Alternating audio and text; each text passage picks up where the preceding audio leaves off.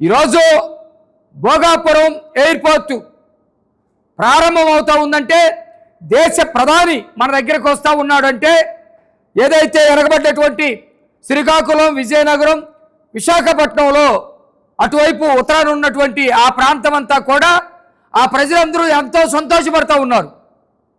Airport వచ్చిందంటే దానికి సంబంధించినటువంటి అనేకమైనటువంటి వ్యాపారాలు అక్కడ డెవలప్ అవుతాయి, హోటల్స్ వస్తాయి, చిన్న చిన్న వ్యాపారాలు వృద్ధి అవుతూ ఉంటాయి, పరిశ్రమలు వస్తాయి, అనేక మంది వస్తూ ఉంటారు, పోతూ ఉంటారు.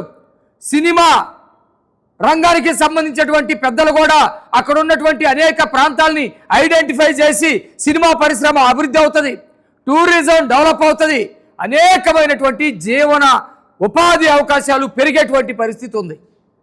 దీనికి కావలసినటువంటి ప్రచారాన్ని కల్పించడం కోసం అక్కడ సంస్కృతి సాంప్రదాయాలు మొత్తం కూడా ఇమడింపు చేసే విధంగా ఎయిర్పోర్ట్లో కల్పిస్తూ ఉన్నారు.